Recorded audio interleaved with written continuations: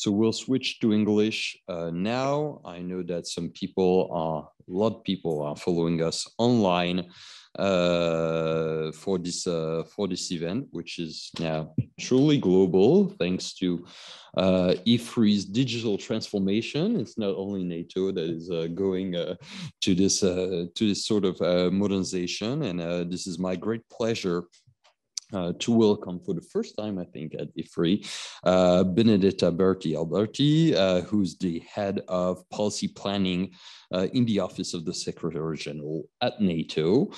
In a moment, which I do not have to stress to you how instrumental the transatlantic bond and the Atlantic Alliance has been stressed in this last 3 weeks, let's put it that way, mildly. But I think I'm actually pretty sure that we'll have time to come back on this later. Next to me is Eric André Martin, who will be with us for the discussion. As you probably already know, Eric André is the head of the CERFA, or Franco-German Research Center at IFRI, and also has our space initiative, which is a special program that we have at IFRI, and Eric André is a good expert on all these issues of European security and transatlantic relations. But before we jump right to the topic, I wanted to present more in detail our special guest today. As I said, Benedetta Berti is the head of the policy planning at the Office of Secretary General at NATO, but she also, before that, had a very rich career as a think tanker, but also as an academic researcher. She's a specialist of foreign policy and security research since her PhD at the Fletcher School at Tufts University, with a special focus on civil wars and non-state armed groups and civilian and, I think we can say, human security, which was core to topics. She's the author of 4 books, including one which is related to a PhD, I guess, on political organization from conflict to integration, published in 2013 at Johns Hopkins University Press. She also worked on Hezbollah and wider Middle Eastern security issues. She still holds position as an associate researcher at the Institute of European Studies at Vrije University in Brussels, and as a senior fellow at the Foreign Policy Research Institute. And before that, she held position at West Point, the Institute for National Security Studies at the Tel Aviv University, among others. A lot of time spent in the Middle East for this topic. So we always glad and a bit looking at some envy in France at this kind of career that can go from think tank academia to international diplomacy and security issues. And I think that this is definitely some inspiring career path that you have that we look forwards at IFRI and in France, widely speaking. So Benedetta, will yield you the floor for 20-ish minutes, so you can talk to us about the strategic, the forthcoming strategic concept at NATO. This is going to be our first frame document in 12 years in the Atlantic Alliance. A lot of things have changed since 2010, but I'm pretty sure that you will explain how the alliance has been computing this and putting it in its own frame document and works, and how this what entails this new concept, and then we'll have a short discussion with Eric, André, and I, and then we'll open the Q&A session to the rest of the audience, both presence here and also online. I see the number of attendance growing on the screen right now. Benedetta, the floor is yours. Merci Elie pour l'introduction, merci à tous. Je suis très heureuse d'être ici avec vous aujourd'hui, mais je vais continuer en anglais parce que, comme vous écoutez, mon accent c'est trop fort. J'ai un accent italien vraiment fort en français et ça me dérange beaucoup. Donc, I'm going to switch to English where I have a much more neutral accent. Thank you again for the invitation. It's great to be with you all here today. I'm going to talk about the next NATO strategic concept over the next few minutes. And then I really look forward to an exchange with everyone, both here in person and online. I thought I would do two things. First, I would start by giving you a little bit of a framework in terms of where we are with the process of drafting the new strategic concept, just so that everyone who's interested knows what are the next steps. And then we can go more into the substance of what should or will or might be in that strategic document. I say might because, of course, the negotiations have not started yet. So there's going to be a little bit of speculation on my side. And then, of course, in talking about that, I would present some thoughts as to how the current Russian invasion and aggression against Ukraine is going to shape up some of our thinking over the next few months. So that's a little bit the thinking about the next 20 minutes. So I would start with a word about how we're going about this process of writing the strategic concept. I would say that in one way, NATO as an alliance has been engaged in an internal strategic discussion over our future for over a year and a half, if not 2 years. Indeed, I would say that we have had a process of internal reflection that started all the way back in December 2019, where the Allies asked the Secretary General to lead this process that then we named NATO 2030. The main purpose was to strengthen NATO as a political alliance, but we also were very keen to look at how to future-proof the alliance and to look at the next 10 years ahead and to look at how the alliance could remain strong militarily, but take a broader role politically.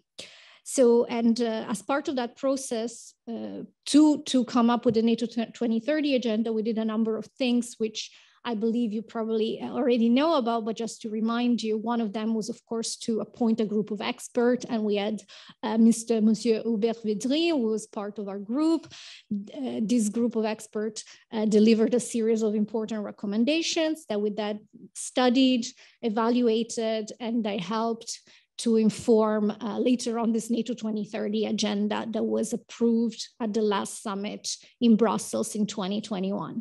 I mentioned this just to say that really we have been on a path of strategic adaptation for a while, and some of the topics that were identified as priority in NATO 2030 I believe will feature quite heavily in the new strategic concept. For example, the importance of resilience as a key enabler of our defense and deterrence, the key role of technological innovation, and how important it is for NATO to play a role in ensuring allies maintain their technological edge in a more competitive world, and also preserve their interoperability so they can work together for their common mission of defense and deterrence. So this is to say, we have been working and thinking about the future of NATO for a couple of years now, but after the Brussels summits in June, allies asked the Secretary General to lead the process to write a new strategic concept. So officially, the work on developing this new strategic concept started with the last summit. In terms of what we've been doing since then, I would say we have been focusing since September, especially on internal consultation between the 30 allies on what we see as the key, I would say the key strategic trends in our landscape, the key priorities, and also what's NATO's job and what should we do vis-a-vis all these threats and challenges we identified. We did this in a quite intense fashion since September. In the last few months, we also began to have informal consultation with NATO partners. So those countries who are not, of course, members of the alliance, but with whom we collaborate, other international organizations, the United Nations, the OSCE, the European Union. So the idea is really to get a broad sense of inputs. And at the same time, we've been holding quite small roundtables with civil society, academia, the expert community in different allied capitals to hear what the expert community is thinking about this upcoming exercise. I mention all this because for those that follow NATO closely, you may remember how the alliance conducted this exercise in 2010, and it was very different in the sense that the Secretary General appointed a group of external experts led by Madeleine Albright. There was a very public process that then led to the adoption of the strategic concept.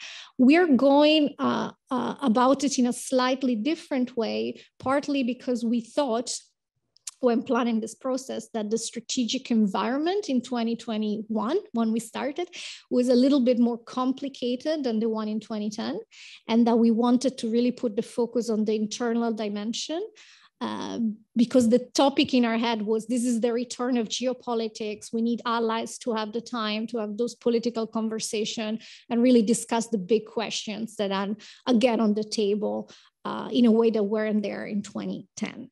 So that's a little bit where we are with the process. In a few weeks, we're going to use all these inputs collected over the past few months to put on the table a first draft of the strategic concept. And that draft will then be negotiated by the 30 permanent representatives of the NATO allies in the North Atlantic Council.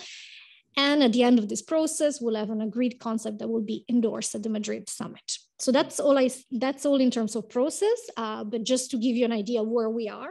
And so we are quite entering a crucial stage in the development of this strategy, namely we're wrapping up with the consultation and very soon we'll put on the table the actual text.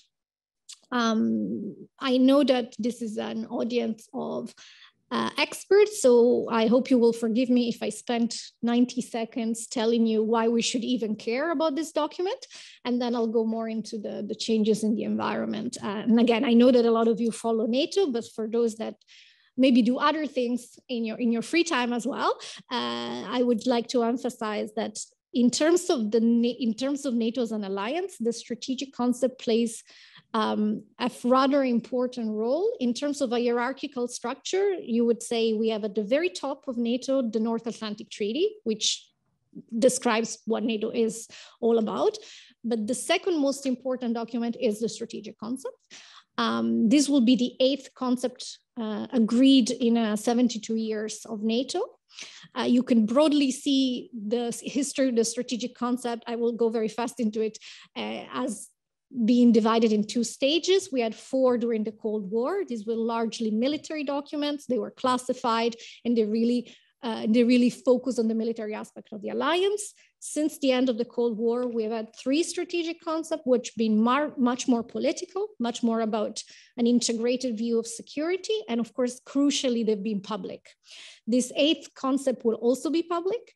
It would also be a political document. And in terms of the role, what does it do? I think it is probably the greatest expression of the alliance grand strategy. So it's where you put the strategic, the political, and the military considerations all in one place. Its main role, in my opinion, is really a political one. It is to foster consensus. So every decade since the end of the Cold War, the allies come together across the table and ask themselves the fundamental questions. How do we see the strategic environment? What are the main threats? What are the main challenges? What are the opportunities? How do we prioritize? And then crucially, what do we do about it through NATO? And what do we choose to do about it not through NATO? And those are all very important discussions. So that's, I would say, the main role of the strategic concept. It also allows us to codify the changes that we have implemented in the years prior. So for this strategic concept, we'll talk about it more in a second. One of the key jobs is to recognize that the alliance today is very different from the one in 2010, which is the last time a strategic concept was adopted. Since 2014, there's been a massive, very significant process of military and political adaptation to meet what I would call the challenges of a more contested security environment. The alliance has gradually rebuilt its ability to do collective defense. It has gradually reset to collective defense. And we see that these steps are only being accelerated in recent weeks in light, of course, of the Russian aggression against Ukraine. So this is another function. And then, of course, we look at the future. We look 10 years ahead and we try to say, what is the strategic direction? What do we need to do together as allies to keep the transatlantic bond solid? So this is a little bit what we try to do with the strategic concept. And of course, it has a strategic communication functions. NATO does not have many public documents. We have communiques that are agreed at every summit, but this is the most concise expression of what the alliance is all about. So it's a good tool to talk to our publics, to talk to our partners, but also to signal to potential adversaries. So in that sense, there are quite a few audiences that we need to think about when writing this document. Now, in terms of why we're writing a new strategic concept, I think the answer is quite, I can give you a long explanation and I'll try, but I think the first starting point is we find ourselves in a fundamental, pivotal moment for European and transatlantic security. It's clear that the actions of the Russian Federation in recent weeks represent a turning point. We are, and the Secretary General of NATO has been saying this very clearly, this is the most severe, most complex security crisis that we witnessed in Europe, at least since the end of the Cold War. So in that sense, there is clearly a moment of rupture that we need to account for properly. But I would say even before the 24th of February, so even before we talk about the recent escalation, we already had determined, the allies had already said, we need a new strategy because the world has changed so much since 2010. In a way, our strategic environment has changed beyond recognition. And our 2010 concept is quite good. I would say it's actually a very good document, is well drafted, but when you read the description of the security environment, there's a few key assumptions. It says the Euro-Atlantic area is at peace. The risk of conflict in the Euro-Atlantic area is low. The alliance has no adversary. The alliance thinks about the use of force and what type of contingencies will require to use force as mostly out of area expeditionary type of operations. In Afghanistan is of course the biggest one in mind of the drafters. And of course, the alliance is working towards developing a strategic partnership with Russia. So just these elements tell you that we got some work to do, right? In terms of updating the way we look at the strategic environment. And the Secretary General already mentioned this a few months ago and has been making these a key themes of the NATO 2030 process. And basically the long story short is the strategic environment is fundamentally different. It's fundamentally more complex. It's fundamentally more competitive. We see great shifts in the global balance of power and distribution of power. And we see the resurgence of global or strategic competition, or what I think here it's great power competition, but same name, different names, same concept. Strategic competition as well. Oh, you've shifted to, huh? So now it's the strategic competition. At least. Okay, I'll use the IFRI agreed definition then. The point is that more multipolar, more contested world. On the one hand, we see assertive authoritarian powers like Russia and China pushing back against the rules-based international order, and we need to come together to understand what does that mean for Euro-Atlantic security. On the other hand, we are in a world in which we are continuously contested across multiple domains. Military, yes, but increasingly more political, ideological, economic, technological, and all these trends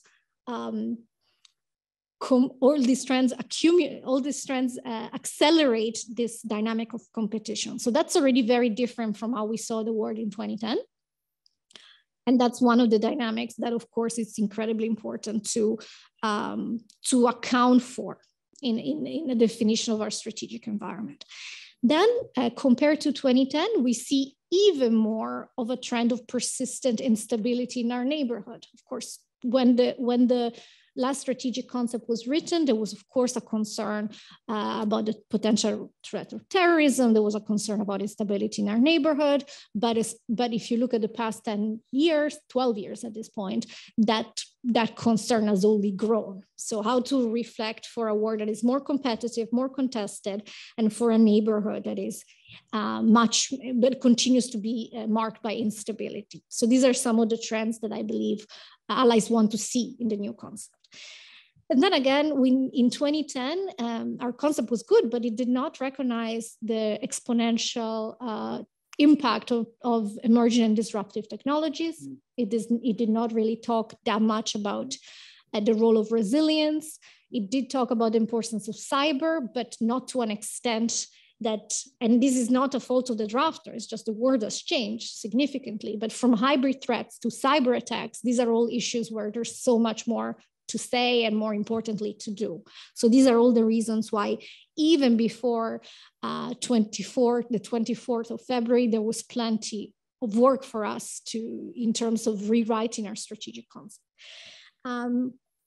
And then just the last issue that wasn't mentioned that is becoming also a political priority for NATO is the security impact of climate change. That's also something that we didn't have on our radar in 2010. We must have on our radar today. And then, of course, the 24th, and then, of course, the Russian invasion against Ukraine begins. And that's an additional factor that I think would be absolutely not possible to ignore in thinking about the future of Europe, of transatlantic relations, and of NATO itself. Again, this is not an isolated event in itself. If you following what the trends NATO has been observing, of course, since 2014, we have seen a pattern of destabilizing behavior from Russia. We have seen military modernization coupled with relative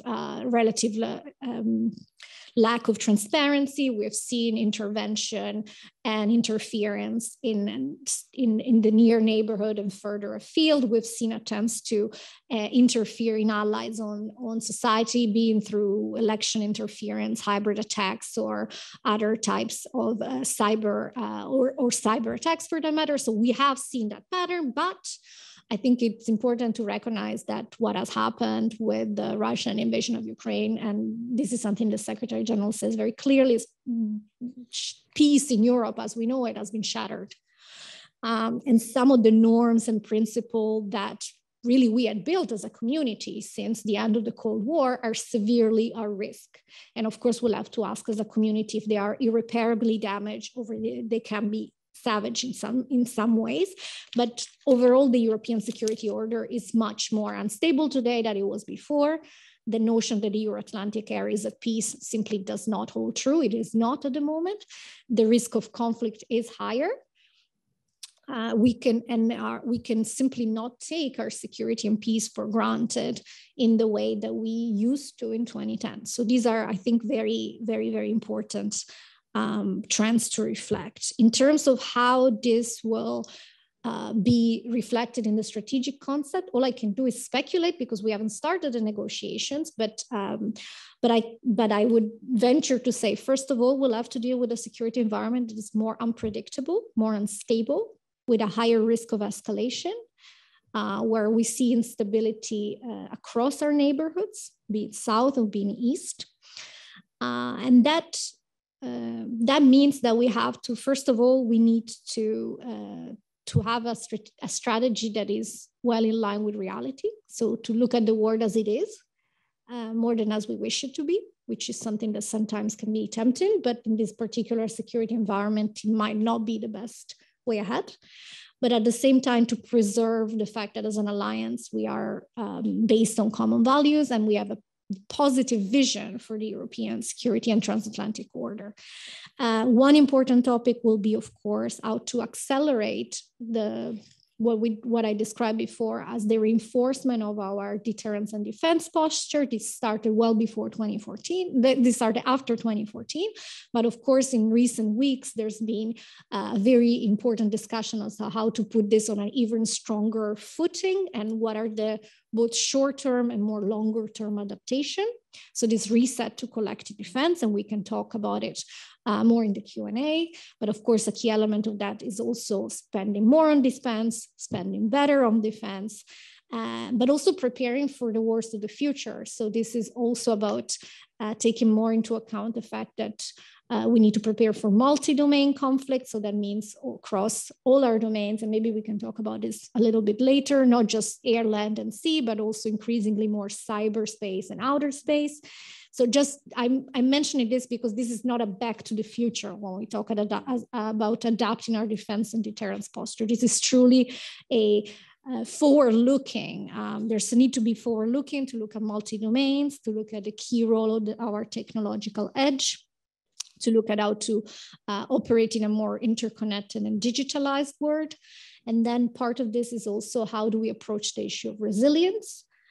Traditionally, during the Cold War, NATO had a big role in when it came to resilience, then called civil preparedness. But for a few years, that type of role sort of went into decline. But the question we have today is, in a world in which, in a digitalized, interconnected world in which security vulnerabilities in our digital, physical infrastructure, supply chain, or assets can be a security vulnerability, how do we work together with all allies to ensure a minimum level of resilience that ultimately we need to be able to operate effectively on the military side? And that's as easy as if our physical infrastructure isn't resilient, we're not going to be able to move our troops around Europe. If our civil satellites are not secure, we cannot communicate. If our 5G networks are not safe, we cannot share data, et cetera, et cetera. So the issue of resilience as a key enabler of our ability to defend and deter, it's an important issue to be developing the strategic concept. And again, I think it's only accentuated by the current crisis, how this is important. I'll say a couple more words and then I'll stop. You tell me if I'm speaking too much. Good. Okay, please give me a heads up. But I think these are all very important issues that we need to account for. At the same time, my understanding of the discussion so far between allies and also a reflection of the world is that even though reinforcing our deterrence and defense and resetting to collective defense is incredibly important, at the same time, we live in a world in which we simply do not have the luxury of only focusing on one particular threat or contingency. And that's why NATO remains also very much focused on its other two key roles. One is how to manage crisis. And of course, managed crisis means maintaining the ability to deploy and coordinate military operations if needed. But managing crisis also means investing in prevention. Also means working with our partners to build their capacity so that they can be at the forefront of responding to security threats in their neighborhood. It means, of course, working with all the players in the international community. And here, and I'm sure we'll go more into the NATO EU angle, but this is an obvious area where we need to work together. And the third task for NATO is cooperative security. So that's how we work with our partners. Again, that remains important. We are going to focus on our deterrence and defense, absolutely. We're going to focus on how to preserve the security and defense of the Euro-Atlantic area. That is our job. But at the same time, we know that we live in a world that is global. It's interconnected. And many of the threats that affect the Euro-Atlantic areas don't originate from here. And many of them don't even know boundaries. Cyber threats, hybrid threats, international terrorism, or the security impact of climate change. This is not something that we can only deal with alone, and certainly something that does require us to work very actively with our partners. And that's what we call NATO having a global approach, meaning working with networks of partners and other countries to address our shared challenges. And in all of this, of course, remains the importance of the NATO EU cooperation, which is, I would say, one of our strategic partnership for NATO, in which we have two organizations that have shared challenges, shared neighborhood, and also, of course, a shared interest in upholding the rules-based international order. But it's also about working more with like-minded partners near and far. So from Sweden and Finland, and we can talk more about that in the Q&A, to also partners further afield, like our Asia-Pacific partners.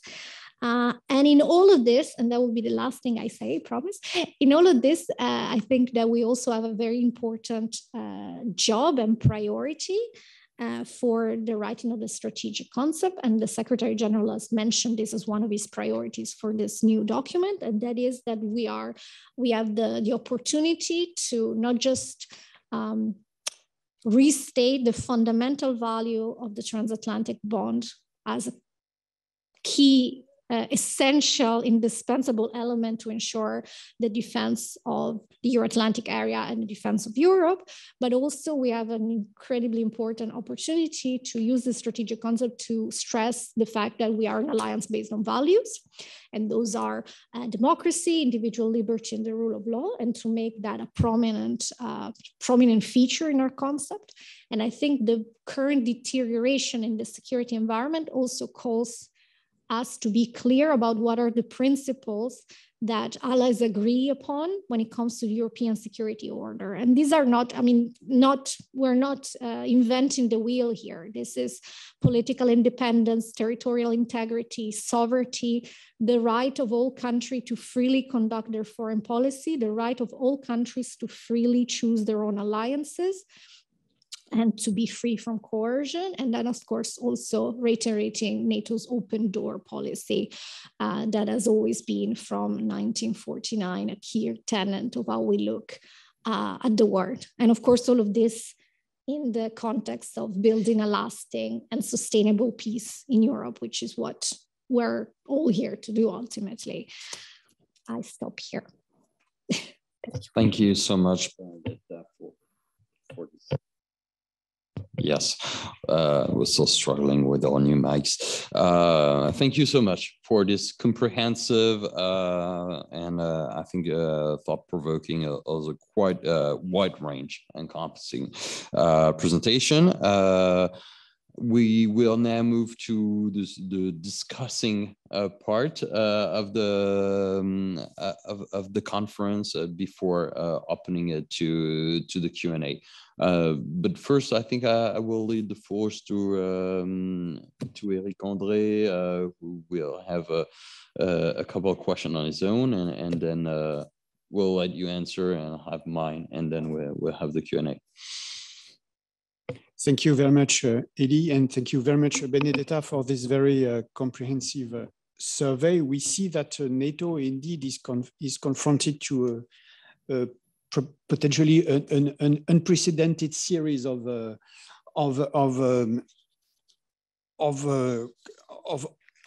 stakes, and I would like to address two main issues.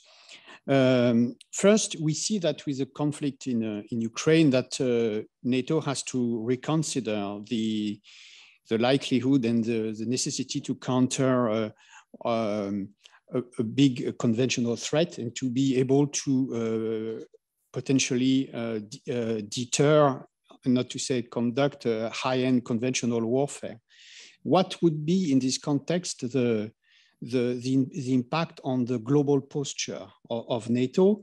Because on the one hand, the US have engaged into a global posture review, and this war is a little bit contradicting the trend to pivot to Asia. And so, what could be the good mix with the potential of forces in Europe in order to remain effective? Because we see that through this conflict in Ukraine, deployment of US forces have occurred, which are considered as enablers. So it is a trend to be followed. And in what way? And in what way would it affect also the current military posture from allies on their territory? And I would also ask another question, because you briefly mentioned the enablers and in relation to resilience. I think it's a very also key issue. You have briefly mentioned the emerging and disruptive technologies. So I think it's a key issue for the next decade and the next decades to address military challenges. And what would be the potential of cooperation within NATO regarding the development of these emerging and disruptive technologies, because they are key for the upcoming revolution in military affairs? Oh, okay. Thank you. Thank you for these questions. I'll take them maybe in reverse order, starting with the question on emerging and disrupting technologies. First of all, first point, I agree completely with your diagnosis. And I think allies, I can say that NATO as an alliance has also taken steps that show that they also agree, meaning that over the last, especially with the NATO 2030 process over the past couple of years, I think you can really see there's been a growing attention to the issue of emerging and disruptive technologies, not only looked as a technical or, which of course they are, or a military element, but really as an element of strategic value, which I mean, I go back to the issue of strategic competition, and I think that one of the key arenas in which where that competition is playing out is that about acquiring, developing, and ultimately fielding dual-use technologies, utilizing emerging and disruptive technologies, from quantum computing to artificial intelligence to big data to automation, just to mention a few. So if we recognize, so let me take one step back. Traditionally, I would say that one of the key elements that has ensured NATO to be able to do its job successfully is that we've always had a technological edge over our adversaries. That remains true today. However, I would say if I look at the world as it is, our technological edge is increasingly more challenged, more rapidly challenged, and even more aggressively challenged. So that means that retaining that technological edge will play a much more important role in terms of our broader defense and deterrence posture. In other words, and this is especially true if we agree that the wars of the future will not solely be won through technology. That's not necessary. I think that might be a bit simplistic, but battlefield dominance will have a relationship with technological superiority. So we can't discard that nexus, right? So because of that, I think NATO has been taking quite a few steps to improve and to increase its investment in emerging and disruptive technologies. Allies agreed a shared strategy, meaning they agreed what are the technologies they want to prioritize, and with the of course the focus on defense and security. That's our job. Everything else is done in other fora and by other bodies. But when it comes to developing, when it comes to adopting and adapting emerging and disruptive technologies for defense and security, this is an area where allies have a core strategy. They've also agreed they want to invest together. So they are developing this Defense Innovation Accelerator for the North Atlantic, or DIANA, as we call it. That will be officially launched in a few months, but work is already ahead. This will be a transatlantic body with the special job of fostering transatlantic cooperation, promoting interoperability, and bridging the gap that sometimes exists between traditional and non-traditional defense industry from a NATO perspective. So this is very much about doing exactly what you're saying. NATO has also launched a Defense Innovation Fund, a NATO Innovation Fund that will invest in promising startups that work on critical dual-use technologies that can solve real military problems that we have to work together as an alliance. So again, it's very much focused on defense and security, because that is our job, but it's putting a lot of prominence on emerging and disruptive technologies. And the last example I would mention, there's many others, but I want to also leave time for Q&A, but just the last example I would mention is NATO is also developing specific strategies which are then followed with action plans, so follow with operationalization, it's not just paper, on how to use all these emerging and disruptive technologies. So a few months ago, we allies have agreed the first artificial intelligence strategy. This is quite interesting because, of course, there are many AI strategies around the world, but this is the only one that we have that focuses specifically on bridging together the 30 allies when it comes to the defense and security application of AI, and includes how to prioritize, but also includes, I think quite importantly, norms for responsible and ethical use of artificial intelligence on security and defense. This is something that we're quite proud of, and that I think will have a positive role in not just for the alliance, but in general in moving forward the conversation on this critical technology. So that's just a few things that we have done over the last years, just to stress that you're absolutely right. This has to be a priority for the alliance, also because we need to work together. And we cannot do so if there are critical technological gaps between allies. So interoperability is really something we are sharply focused on maintaining. Then on the easier question about the conventional threats, there's a lot to say. I think I will just say, I will start with one political point and then go more on what we're doing on the military side. And what I think the political point is, over the last few weeks, it has been quite, I think, very not just quite, it's been very positive to see how the transatlantic community has been able to work together in responding to Russia's unprovoked aggression against Ukraine. The focus, there's much that we can say, but I'll focus on this. What are we doing to defend allies, which is, of course, the primary job that we have as NATO. And here, there's been much has happened, to be honest, over the last few weeks. But to summarize this, there's been a very quick move. There's been a very quick reinforcement of our deterrence and defense. And today, you have more NATO, more planes, more ships, more troops reinforcing our eastern flank. You have, for the first time in NATO's history, the activation of the NATO response force in a situation of collective defense. That included also the activation of spearhead elements of the NATO response force. So within hours of the decision, you have 500 high readiness French troops deployed to Romania as part of that process. But today, when we look at the eastern flank, it is truly, I think, a good demonstration not just of our military readiness, but also of transatlantic solidarity. And as you rightly mentioned, also United States are now roughly 10,000 more troops in European theater. We have roughly 30,000 troops that are under NATO command, under the NATO response force. And we've activated plans for collective defense and deterrence to shield allies and prevent the spillover of the conflict. So today, I would say we have taken concrete steps to strengthen our defense and deterrence. At the same time, allies are discussing actively. So here I cannot tell you what will they decide because they're in the middle of it, but they're looking at the longer term adaptation of our posture to make sure that we are able to continue to defend in what is a much more complex security environment. You ask about, from a NATO perspective, NATO is not, I wouldn't define NATO's evolution as pivoting anywhere. We have a clear job, and that is ensuring the defense and security of our allies.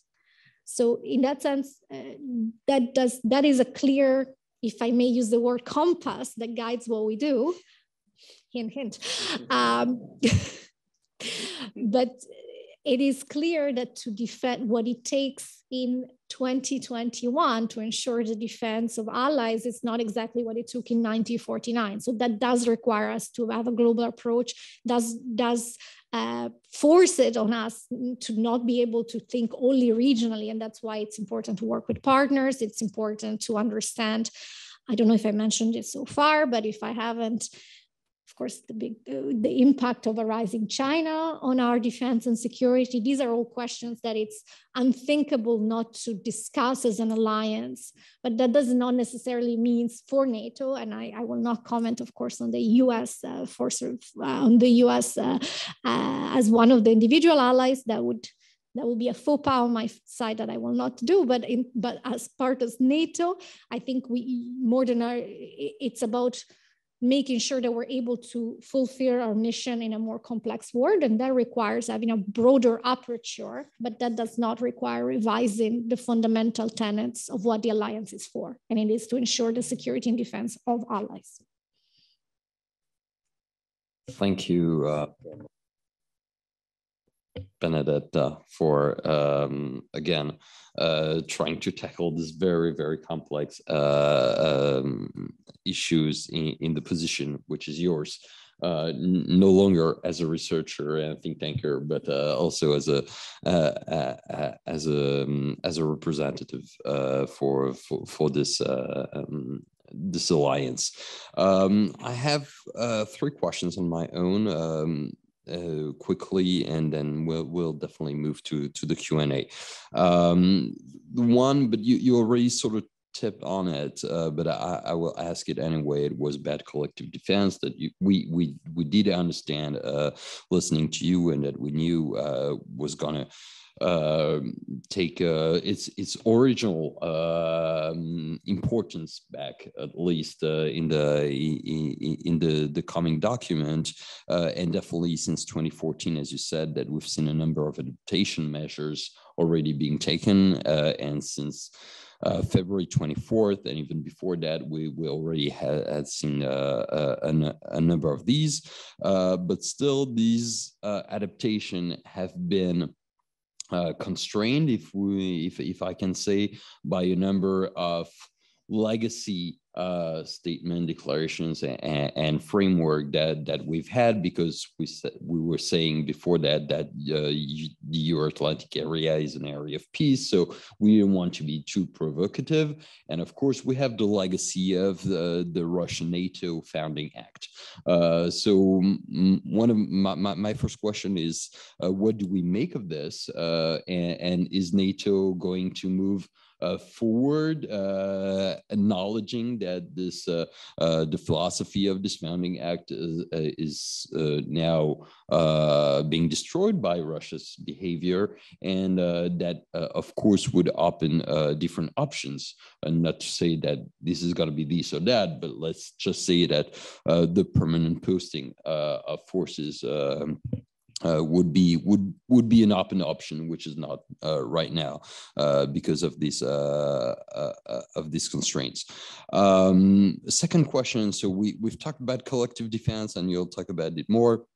You've touched upon the out-of-area crisis management, and I'm pretty sure that there will be questions there, especially including the Asian part of the world. We didn't that much talk about NATO partnerships, with which is of course the third pillar, or at least has been in the 2010 part, and the crisis in Ukraine sheds a new light, let's say, on this NATO partnership. NATO partnership for peace, especially in the 90s, has been created.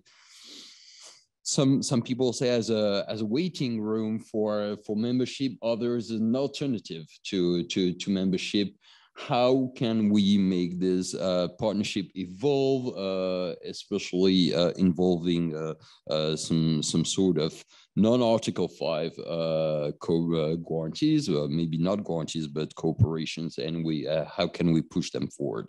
And my third question is the French one, is about burden sharing, and of course we've seen things changing between the balance between North America and the European part of the alliance. Let's put it that way, and you know that on the part of the French, at least, there's been some expectations that if such rebalancing occurs, it would have to occur not only on defense spending and actual forces, but also on consolidating industrial bases, defense and technology industrial base in Europe. And how does that look from a NATO perspective? Thank you. Yeah, thank you. This time I'll follow the order you mentioned. I'll take the industrial one last. So first of all, on the importance of collective defense, this is a topic that we have already approached a few times, and I'm not surprised. I think that the reality is, since 2014, all allies have recognized and they have actively taken steps to reinforce our ability to defend and deter. And you can see that through all different types of metric, from, of course, the fact that there has been increase in defense spending across the alliance, and there are been very positive developments toward meeting the important goal of reaching 2% of defense of spending on national expenditure in defense, which I'll go back also when we talk about burden sharing. There's been more acquisition of high-end capabilities. So there's been, of course, the reinforcement of our defense and defense posture, first with the battle groups, enhanced foreign presence, and then now, of course, we're seeing addition. So the trend is there. But then, of course, you're saying how to best reflect it in the strategic concept, and at the same time, you mentioned do not be provocative. I think that's an important question, but I think on the NATO side, we've been crystal clear, and maybe it's worth reminding, it's worth recalling it. So thank you for that question, because NATO is a defensive alliance. We're very clear on that. NATO is not a threat to Russia.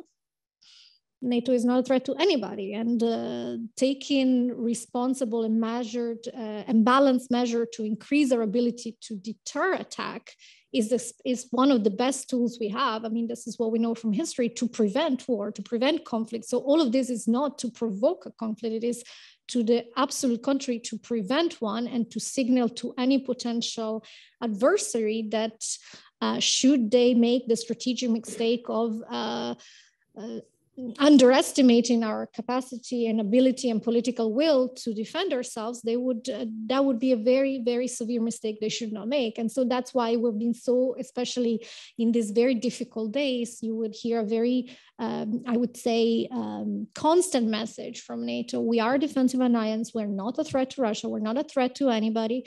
We will do what is needed to defend every single inch of allied territory, and nobody should take the seriousness and credibility of our Article 5 commitment. No one should doubt it. And I think these are very important messages that we need to repeat loud and clear.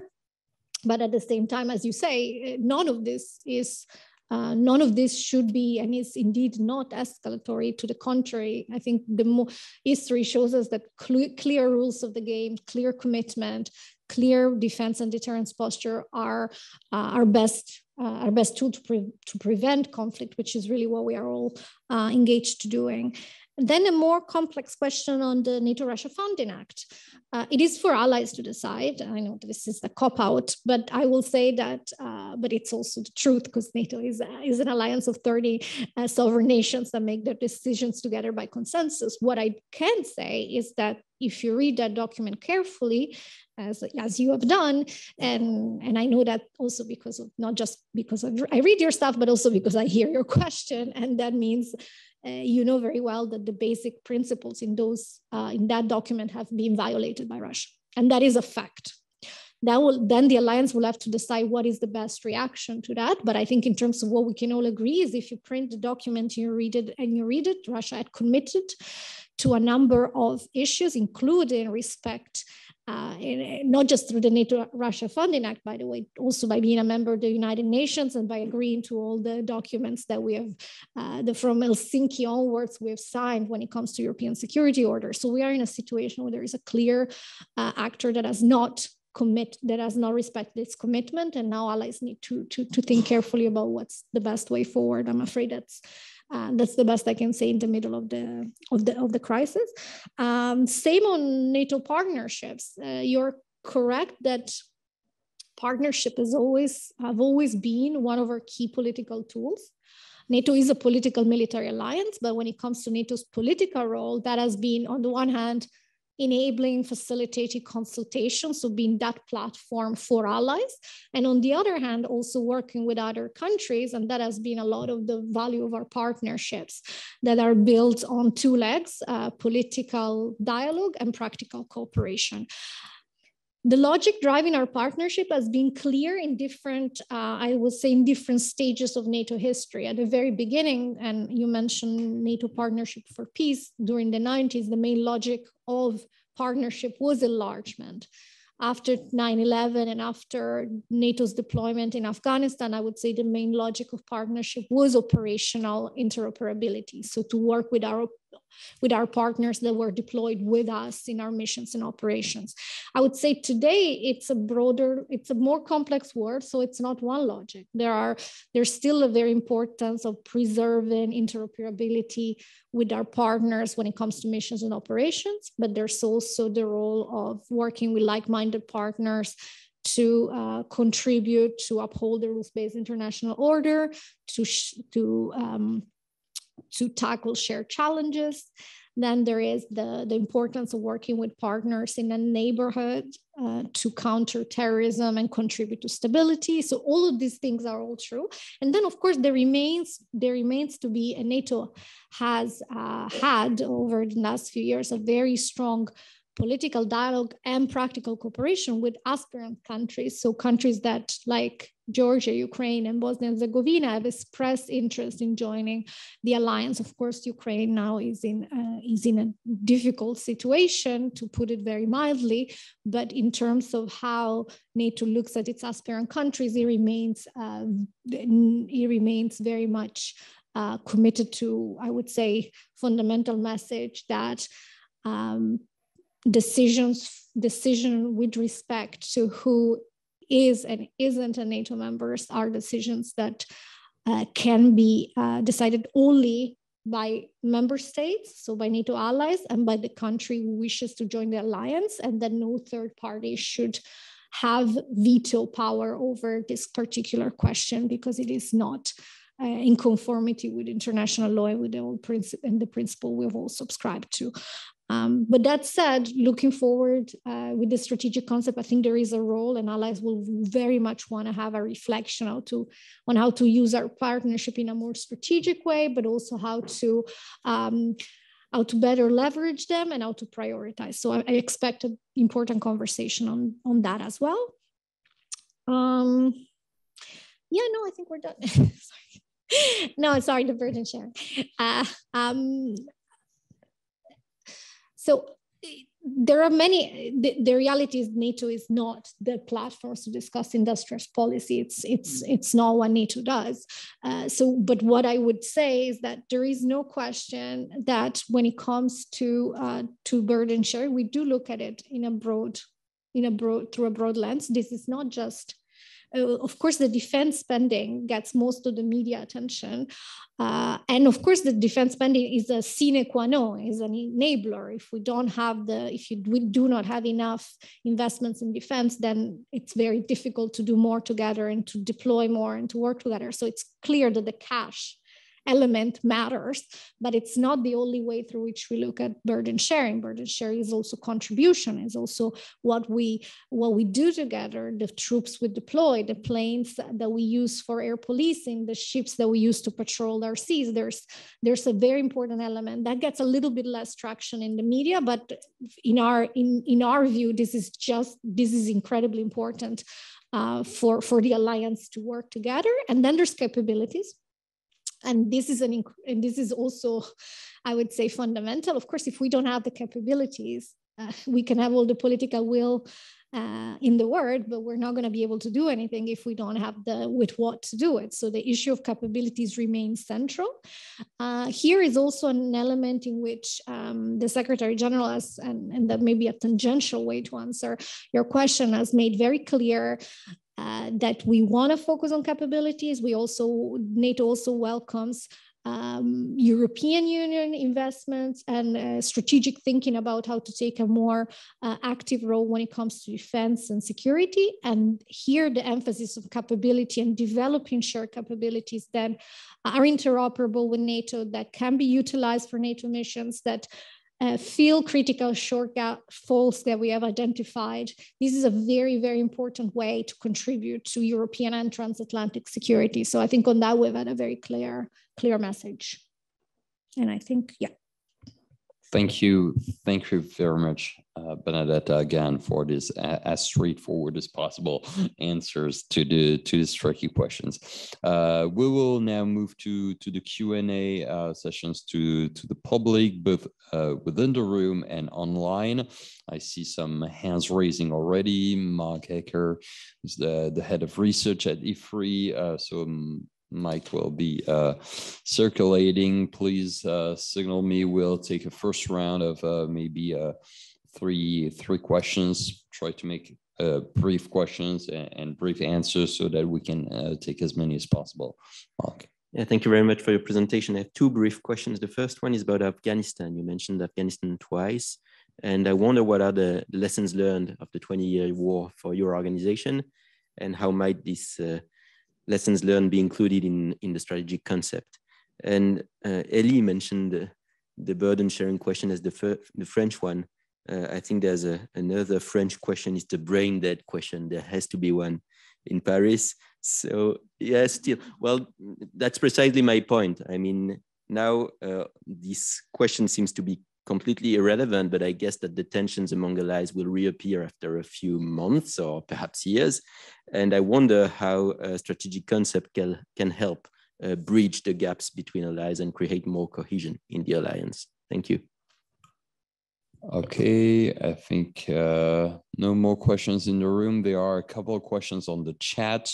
I think Professor Jason Davidson from University of Mary Washington in Virginia also had a question on the place of terrorism.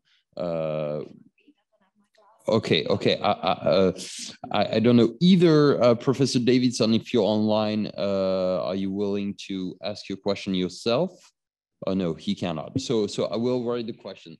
So given the direct threat from terrorism has not disappeared, how will the new strategic concept balance the allies' greater concern with terrorism and with other understandably heightened concern with Russia, which sort of links back with Mark's question on Afghanistan, I think, at least to some part.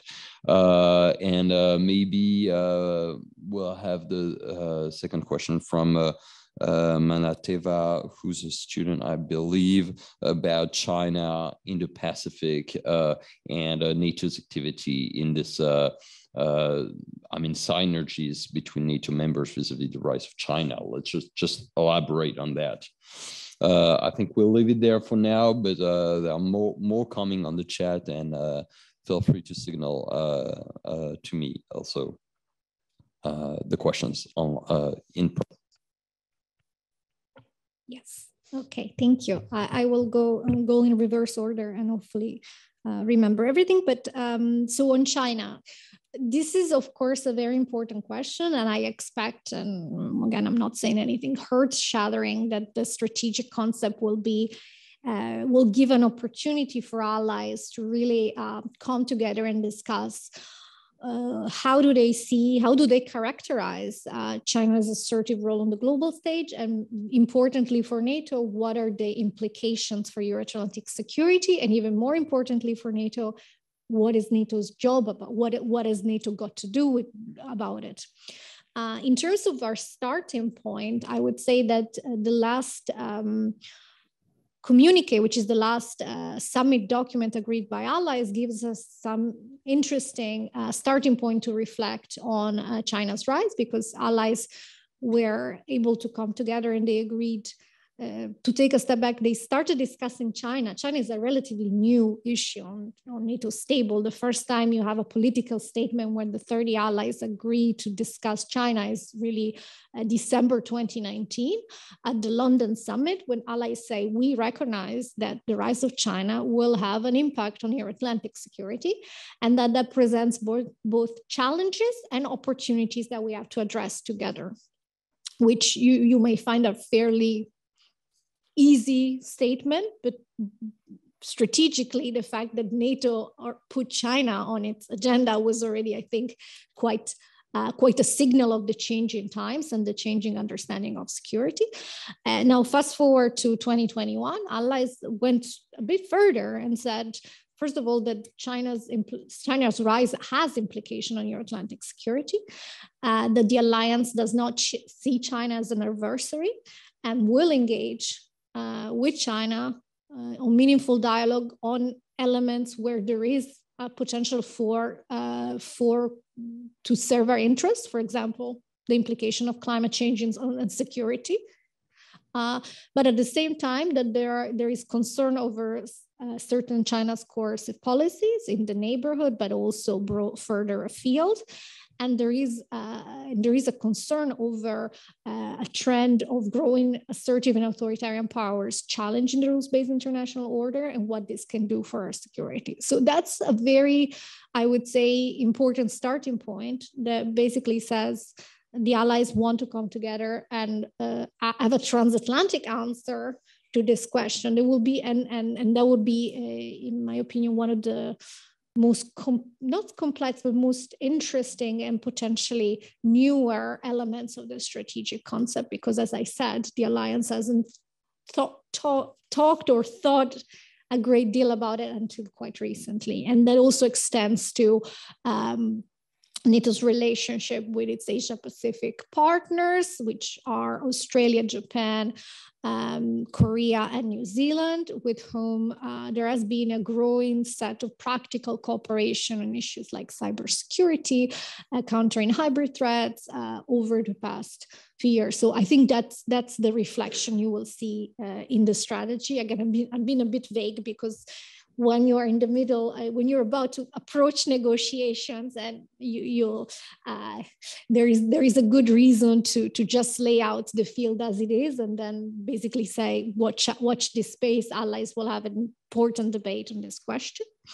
On the balance between the different threats, I think this is incredibly important. We've said, the Secretary General has said this many times in the past few years. The times when we had the luxury to only care about one thing, they're just gone.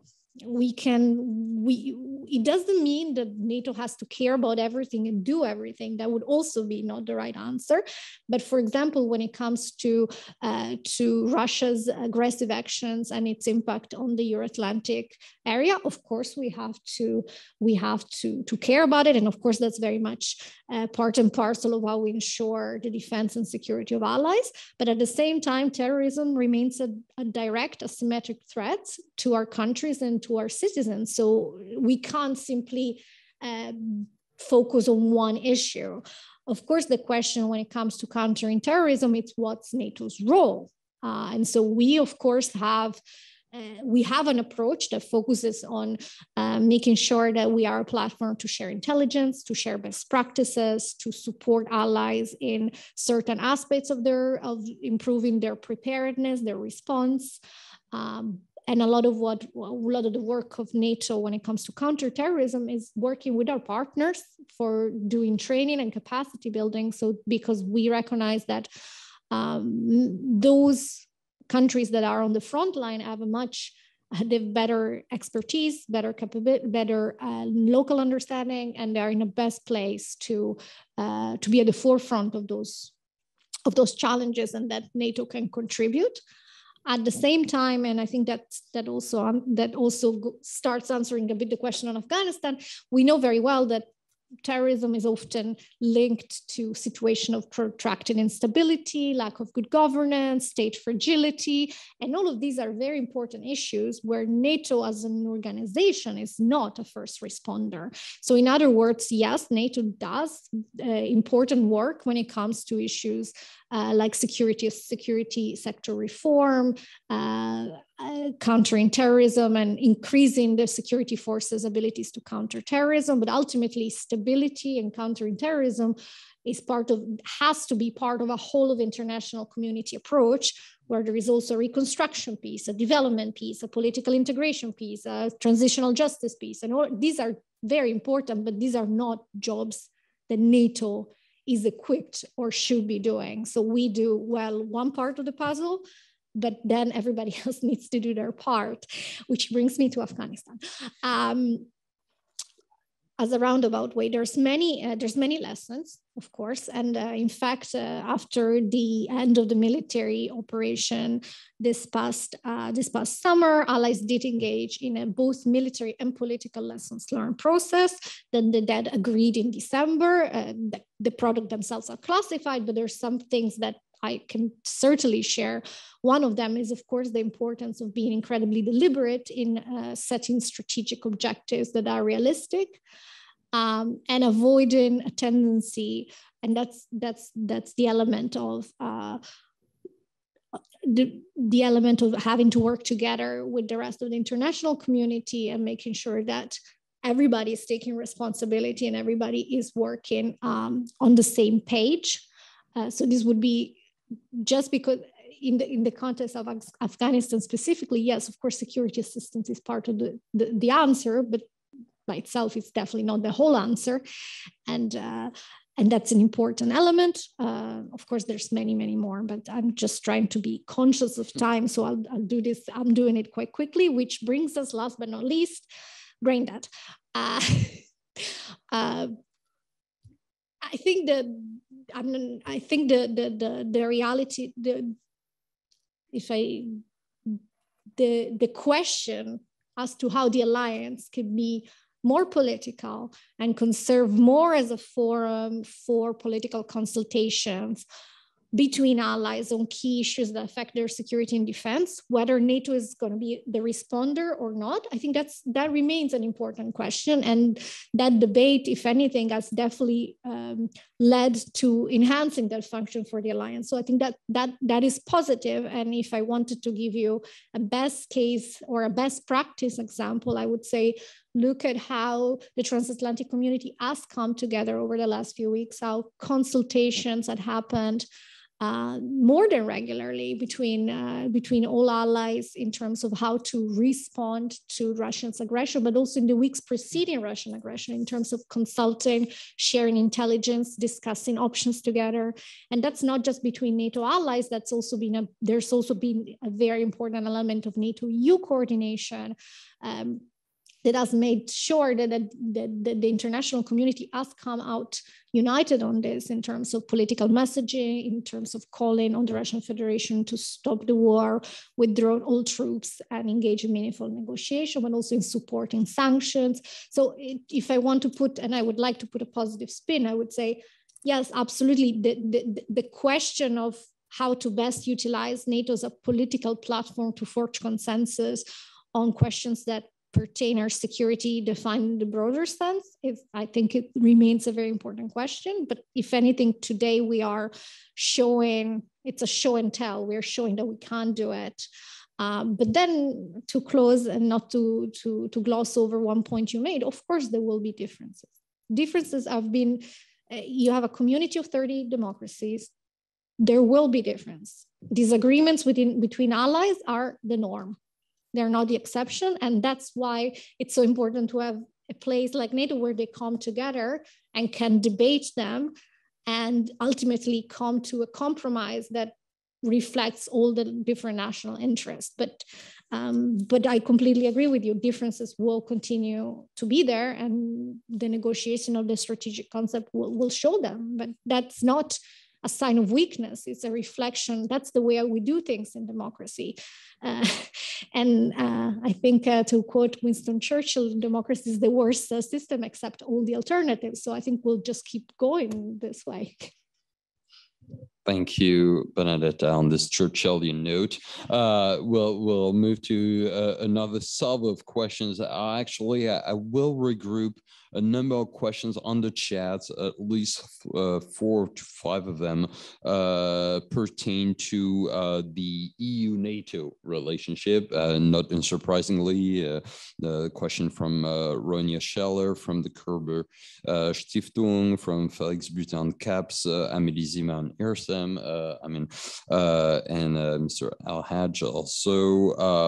Both pertain, all of them pertain to the complementarity, of course, the question of complementarity between NATO and EU on a number of issues. You mentioned crisis management already, but and industrial and capability building, I think, but maybe you can elaborate on that. But also, of course, the fortunate, let's put it that way, that is fortunate convergence of, or at least timeline between the strategic compass from the EU and the NATO strategic concept coming 3 months after that. So how does that first impacted the process? How much of the EU strategic compass you've been able to take into account in the NATO strategic concept writing, and more generally, how do you see this convergence or divergence?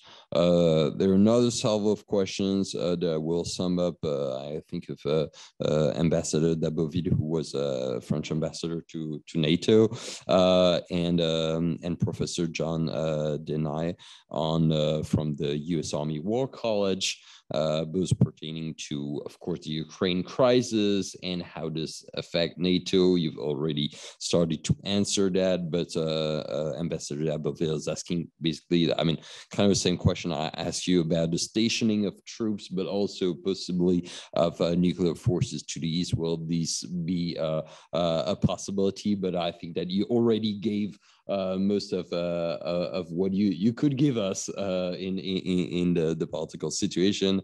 And Professor Denai is asking about the grasp of the mood in the halls of NATO since February 24th, and how much this is affecting the alliances, everyday life and perception of threats. But also, again, I think that we have some elements. So maybe start with the EU-NATO connections, and if you have more stuff that you want to say about the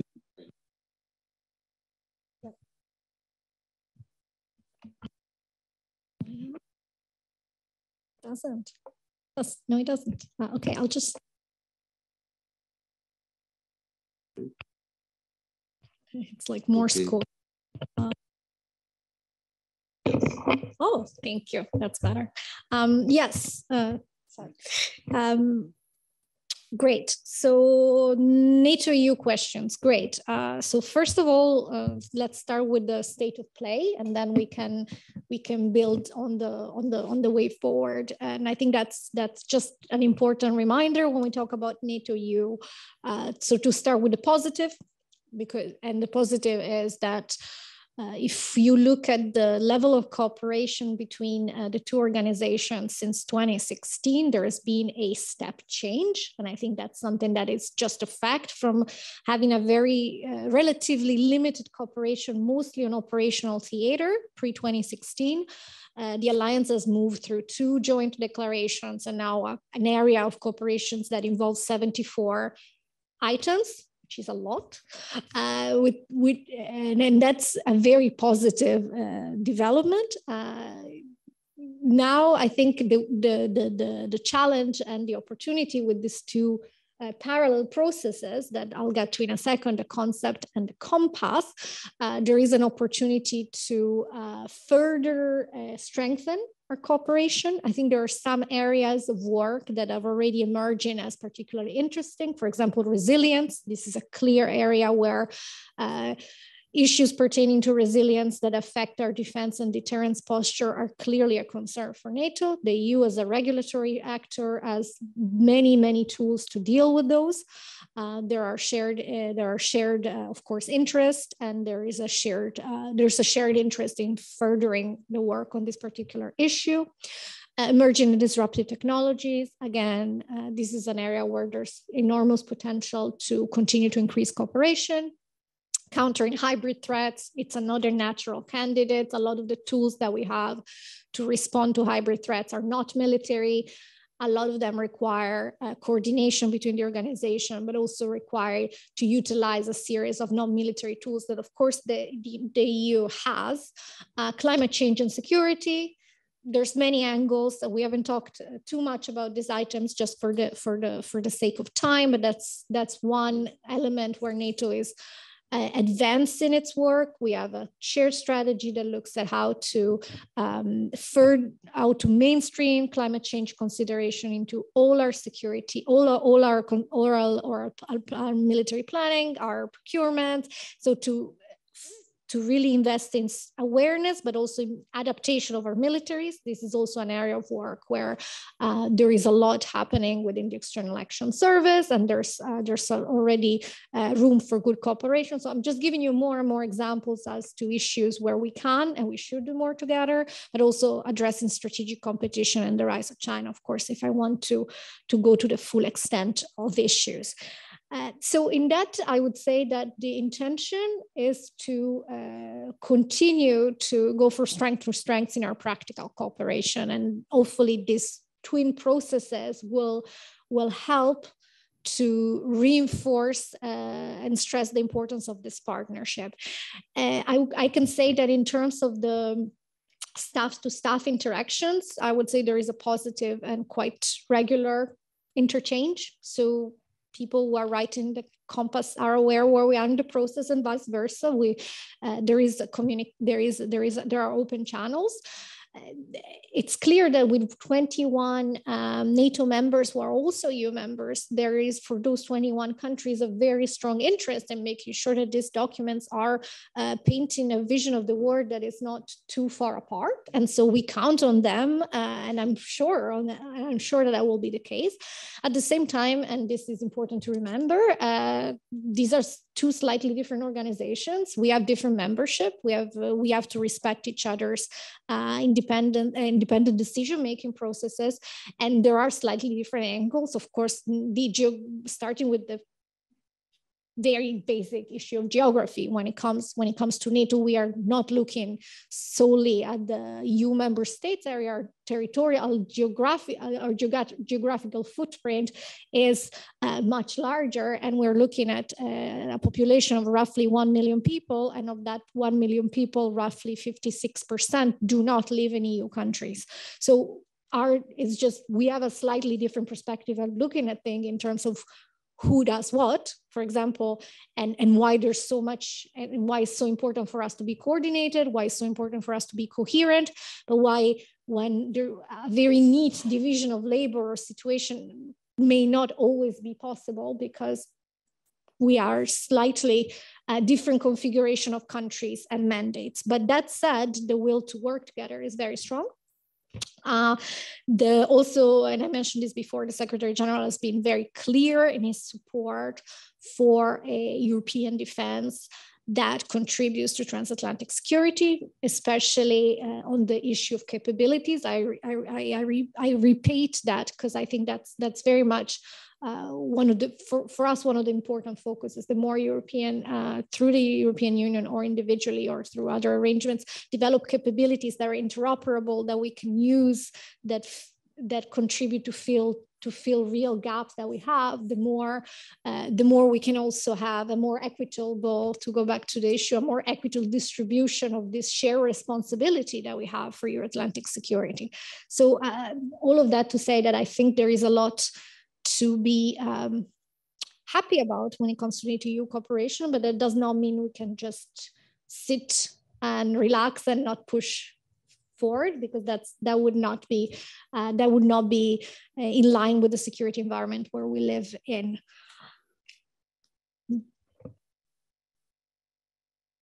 No more comments about the moods in the NATO hold.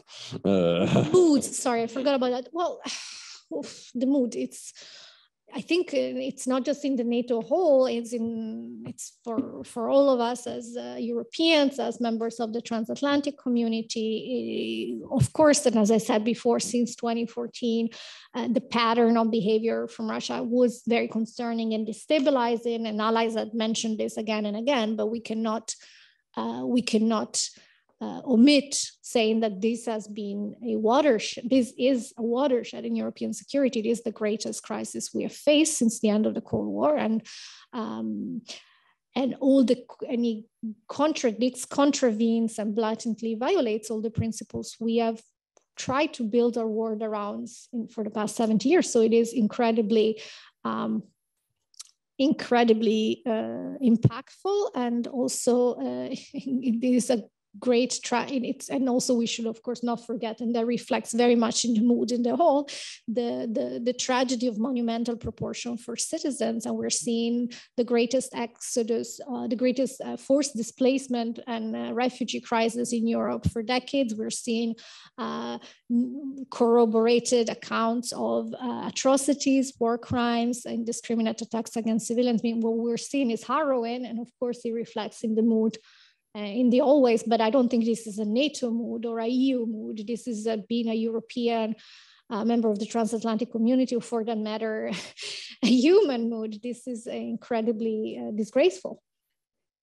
One quick point that could sort of connect the two questions, the EU-NATO one and the reaction to Ukraine one, is that even though NATO was very much in the front line before the war actually burst out, and since then we've seen a lot of adaptation measures and reassurance and collective defense for the members. The EU, which had been looking a bit lagging behind before February 24th, has been very much sort of felt empowered by the size and scope of Russian aggression, and sort of discovered itself some muscles, including in terms of course sanctions, but also military support, or let's say weapons procurement to Ukraine, which is quite new to the EU. As a matter of fact, the EU Peace Fund has just been adopted in 2021, and it sort of shows something which is quite new in this NATO EU task separation or repartition, which may be showing some way forward. Is there any, because we're reaching the end of the exercise, is there any further question in the room? I don't see, yes, one hand raised. Please, Gaspar. And I think then we will leave to Benedetta the opportunity to conclude. Thank you very much for your presentation. I was just wondering how you were assessing in NATO the position of Belarus, which is clearly de facto integrated into Russia, and that somehow expands Russia's borders with NATO countries. What is your assessment of that strategic shift? Thank you. Yeah, no, thank you. That is an excellent question, and you will not be surprised to hear that we are paying very close attention to the dynamics in Belarus. The Secretary General has openly expressed support, of course, for the sanctions targeting the Russian Federation, but also for looking very closely at Belarus' role in the current aggression in terms of support, but also in terms of potential participation. Very recently, talking of Belarus, of course, we're looking at the potential for the country to reverse its stance when it comes to the deployment of nuclear assets. So there's a lot happening and is indeed a reason for concern. I mean, that does not change the way we posture ourselves. We remain defensive, we remain proportional, we remain measured, but of course, this contributes to the further deterioration of our broader security environment. And of course, it adds, especially with the recent referendum and nuclear stationing, I mean, this just adds fuel to what is already a destabilized environment. So in terms of, it is not the most, let's say, auspicious development. I don't think I can say more, but I can say the alliance is actively looking exactly at these trends. Okay, thank you. Well, the only thing left to me is to thank you very warmly for being so honest and straightforward, and also thought-provoking for this very complex, wide range encompassing topics, and we'll be definitely looking forward first to read the EU strategic compass, of course, but mostly the NATO strategic concept, which will be adopted, as you said, at the Madrid Summit next June. And well, if you will please join me with applauding our guest, Benedetta Berti, for this.